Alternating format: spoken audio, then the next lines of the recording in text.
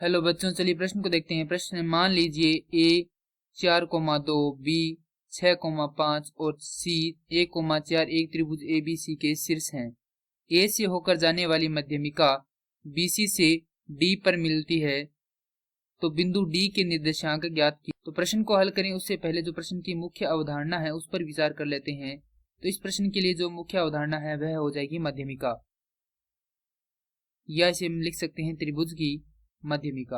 अर्थात हम यहाँ पर यह देखेंगे कि त्रिभुज की मध्यमिका क्या होती है या माध्यिका क्या होती है।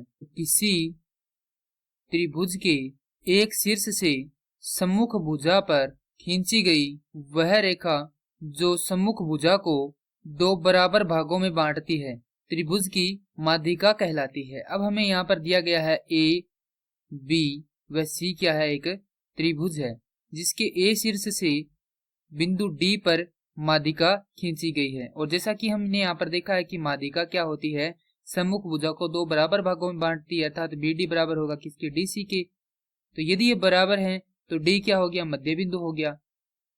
और हमें यहाँ पर A के जो निर्देशांक है वह दिए गए हैं, A बराबर 4,2, B बराबर 6,5 और C बराबर 1,4।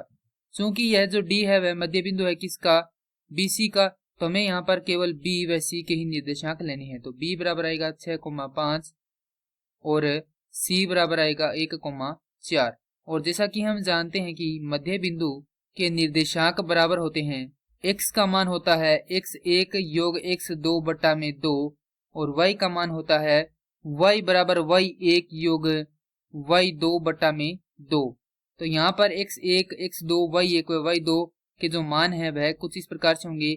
जो बिंदु B है उसके लिए x1 ये होगा और x2 होगा बिंदु C का x का मान, उसके बाद y1 होगा 5 और y2 होगा यहाँ पर 4। तो मान रख देंगे, तो मान रखेंगे तो x बराबर यहाँ से आएगा हमारे पास x1 का मान है 6 योग x2 का मान है 1 भाग में 2। हल करेंगे तो यहाँ से आएगा 6 और 1 7 बटा 2। तो यहाँ से x का मान आ चुका है 7 बटा 2। उसके बाद y बराबर मान रखेंगे तो y1 का मान है हमारे पास 5 योग y2 का मान है 4 बटा में 2। हल करेंगे तो ये आएगा 5 और 4 9 बटा में 2। तो y का मान आ जाएगा यहाँ से 9 बटा 2। तो बिंदु D के निर्देशांक हो जाएंगे 7 बटा 2 9 बटा 2। क्योंकि हमने यहाँ पर 7 बटा 2 इसलिए लिखा है, पहला मान किसका होता है, x का होता है और दूसरा मान किसका होता है, y निर्देशांक का होता है, माफ कीजिए y x का होता है। मैं आशा करता हूँ कि यह प्रश्न आपको समझ में आया होगा। धन्यवाद।